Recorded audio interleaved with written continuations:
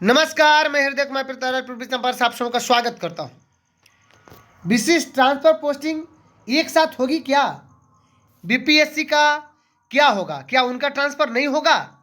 मंत्री जी की बात कहां तक सही है और इसका इम्प्लीमेंटेशन कहां तक होगा? क्या अपने ही विद्यालय में बनेंगे विशिष्ट शिक्षक? दूसरी बात कि क्या शिक्षा विभाग अपने ही जाल में फंस चुका है और पुनः फंस रहा है अपने ही विद्यालय में विशिष्ट शिक्षकों का योगदान करा करके? क्या 5 सक्षमता एवं अपने विद्यालय में योगदान पर नियमावली में क्या है, नियमावली क्या कहता है?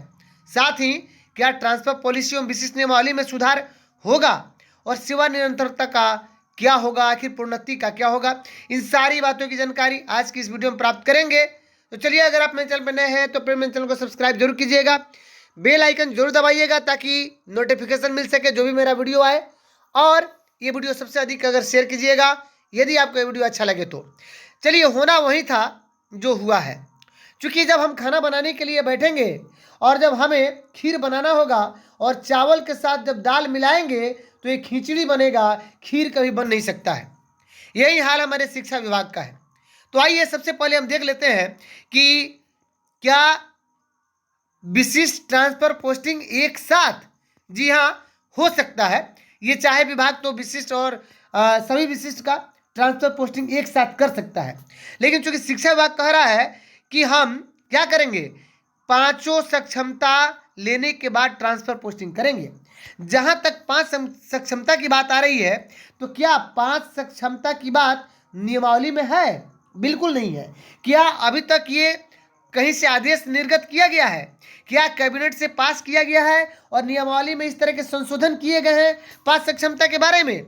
आप खुद देखिएगा और आज की विशिष्ट शिक्षक नियमावली में भी हम देखेंगे। दूसरी बात कि बीपीएससी का क्या होगा। तो बीपीएससी का क्या होगा, चूंकि ये जो रोक लगाया गया है यह विशिष्ट शिक्षकों के जो नियमावली के आधार पर 3 विकल्प की बात की गई थी, जबकि ट्रांसफर पोस्टिंग में 10 विकल्प लिया जाने लगा। यानी 3 जो विकल्प जो जिला मिला था, फर्स्ट सेकंड थर्ड, अगर जिला स्तर पर ही चाहती अगर विभाग, शिक्षा विभाग, तो जिला स्तर पर भी किसी भी शिक्षक का इधर से उधर ट्रांसफर कर सकता था। लेकिन चूंकि इन्होंने एक सहूलियत दी और अनुमंडल बनाया, जबकि वास्तव में जो अपने नियोजन इकाई यानी पंचायत स्तर पर कार्य कर रहे शिक्षकों के लिए अनुमंडल भी बड़ा ही है, जिला तो बहुत बड़ा था। तो अपने ही जाल में शिक्षा विभाग फंस चुकी है। आइए बात करते हैं कि बीपीएससी का क्या होगा। तो जी हाँ महोदय, बीपीएससी पर इस तरह की कोई बात नहीं है, लेकिन चूंकि ये मामला हाई कोर्ट में जा चुका है तो चाहे तो सरकार या शिक्षा विभाग नया पत्र जारी करके कैबिनेट से पास करा करके या नया पत्र जारी करके आपकी ट्रांसफर पोस्टिंग के लिए ऑर्डर निकाल सकता है। दूसरी बात कि मंत्री जी की बात कहाँ तक सही है। तो मंत्री जी ने तो कहा था कि सभी शिक्षक अपने ही विद्यालय में बनेंगे राजकर्मी, और होने में यही जा रहा है। ये अलग बात है कि हाई कोर्ट के ये निर्णय के बाद होने जा रहा है, यानी हाई कोर्ट ने स्टे लगा दिया, उसके बाद ये लोग कह रहे हैं कि अपने ही विद्यालय में योगदान करें। और ये भी बात न्याय संगत नहीं है, नियम युक्त नहीं है, क्योंकि इसमें भी विभाग फंस रहा है।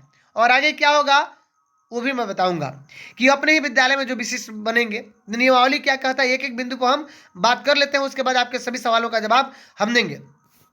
सबसे पहले आइए नियमावली देखते हैं। नियमावली में क्या है कि देखिए, ये नियम जो 3 है यही सबसे बड़ा चीज है। तो सबसे पहले यह है कि विशिष्ट शिक्षक कहलाएंगे वही जो सक्षमता परीक्षा में उत्तीर्ण होने एवं ऐसी सक्षमता परीक्षा के उपरांत आवंटित विद्यालय में, ध्यान दीजिएगा, आवंटित विद्यालय में योगदान के पश्चात विशिष्ट शिक्षक कहलाएंगे। यानी विशिष्ट शिक्षक का लाभ या उनका वेतन तभी मिलेगा जब वे नए विद्यालय में योगदान करेंगे। और मंत्री जी का कहना है कि आप योगदान कर लीजिए जहाँ पे है वहीं पे और विशिष्ट बन जाइए, राजकर्मी बन जाइए। क्योंकि पहले भी उन्होंने कहा था कि जो जहाँ वही राजकर्मी बनेगा। संजोग से इत्तेफाक की बात है कि हाई कोर्ट का इसमें जो बात आई और स्टे लगा, उसके बाद ये बात हो रही है। तो ये बिल्कुल न्याय संगत नहीं है। नियमावली हमारा कहता है कि नए विद्यालय में योगदान करेंगे तब, और उसके बाद भी आवंटित पत्र इनको दिया जाना है। नियुक्ति पत्र के बाद क्या मिलेगा, आवंटित पत्र। तो जब आवंटित पत्र नहीं मिला, विद्यालय आवंटित पत्र, तो फिर ये योगदान कहाँ करेंगे, अपने विद्यालय में। तो अब विभाग को सरकार को ये करना होगा कि इसके लिए फिर से नियमावली में संशोधन करना होगा, कैबिनेट से पास करनी होगी और उनको कहना होगा कि अपने ही विद्यालय में जो योगदान करेंगे वही विशिष्ट कहलाएंगे। लेकिन नियम को संशोधन करना होगा तब, चूंकि अभी 2024 नियमावली प्रवृत्त है और इस नियमावली के तहत कोई भी शिक्षक अपने विद्यालय में योगदान करने के बाद विशिष्ट शिक्षक नहीं कहलाएगा। इसके ऊपर भी बहुत मामले आ सकते हैं। आइए दूसरी बात हम करते हैं कि इसी में जो है नियम 4 क्या कहता है। नियम 4 कहता है कि इनको क्या 3 अवसर प्रदान किया जाएगा, यानी प्रत्येक स्तरीय निकाय शिक्षकों को सक्षमता परीक्षा उत्तीर्ण करने हेतु 3 अवसर प्रदान किया जाएगा। और शिक्षा मंत्री जी कह रहे हैं कि हम 5 सक्षमता परीक्षा लेने के बाद एक साथ पदस्थापन करेंगे। हाँ, इनका कहना जायज़ है, ये हो सकता है कि एक साथ करें, 5 सक्षमता लेकर करें, लेकिन चूंकि अभी तक नियमावली में सिर्फ 3 सक्षमता का ही प्रावधान है और नियमावली के विरुद्ध आप नहीं जा सकते हैं। जैसे ही विभाग नियमावली के विरुद्ध गई, औरंगाबाद के शिक्षकों ने हाई कोर्ट में अपना अपील दायर किया, याचिका दायर किया और याचिका हमारे जो शिक्षक है उनके पक्ष में ये आया कि स्टे लग गया इस ट्रांसफर पोस्टिंग पर। चूंकि ये जो 3 विकल्प की बात जो थी वो अब आकर के 10 विकल्प की बात हो गई थी। जहाँ तक जिला था अब अनुमंडल हो गया था। तो इस तरह जब हम पॉलिसी कुछ और बनाएंगे और इम्प्लीमेंट कुछ और करेंगे तो बिल्कुल कोर्ट में तो इसका दूध का दूध और पानी का पानी होना ही है। तो इसलिए ये जो शिक्षा मंत्री जी कह रहे हैं कि 5 सक्षमता लेंगे तो उसके लिए भी इनको कैबिनेट से पास करना होगा कि अब 3 की जगह अब 5 अवसर इनको दिया जाएगा। जैसे कि बीपीएससी में भी 3 अवसर ही प्रदान करने की बात अभी तक की गई है और अभी तक बीपीएससी टीआरई 1, टीआरई 2, टीआरई 3 हुआ है। टीआरई 4 के लिए अलग से इनको एक लेटर जारी करना पड़ेगा, एक नई नियमावली उसमें जोड़नी पड़ेगी कि ये 4 या 5 बार बीपीएससी टीआरई या सक्षमता 5 बार दे सकते हैं। तो ये उनको संशोधन करना पड़ेगा। उसके बाद ही ये 5 सक्षमता लेने के बाद वे भले ही ट्रांसफर पोस्टिंग एक साथ करें। अब आइए बात कर लेते हैं कि इस नियमावली में एक और बात है कि जब योगदान करेंगे उसके बाद ही हम बनेंगे क्या चीज़, विशिष्ट। अब जब विशिष्ट बनेंगे उसके बाद ही हमारे डीपीओ या डीओ साहब, यहाँ देख लीजिए जिला शिक्षा पदाधिकारी, उनका ट्रांसफर पोस्टिंग करेंगे। और प्रथम चरण में जो ट्रांसफर पोस्टिंग करने की जो बात की जा रही थी वह नियम जो हमारे ट्रांसफर पोस्टिंग की बात की जा रही थी उसमें सिर्फ मतलब निकाय स्तर के शिक्षकों को छोड़कर विशिष्ट शिक्षकों का ही ट्रांसफर पोस्टिंग होना था। जबकि ट्रांसफर पॉलिसी आई उसमें निकाय स्तरों के भी ट्रांसफर पॉलिसी के बारे में बात किया गया कि उनके पर भी लागू होगा, लेकिन ये लागू कब होगा, प्रथम चरण में नहीं, उसके बाद चाहे तो विभाग कर सकती है। अब आइए एक और बात कर लेते हैं कि ये नियमावली जो 2024 आई इसमें कहा गया है कि जो 5 परीक्षा है इस नियमावली के प्रवृत्त होने के 1 साल के अंदर कर लेना है। यानी जो भी परीक्षा है देखिएगा कि सक्षमता परीक्षा इस नियमावली के प्रवृत्त होने की तिथि से 1 वर्ष की अवधि में आयोजित की जाएगी। तो चलिए अब आपके सवालों का हम जवाब लेते हैं।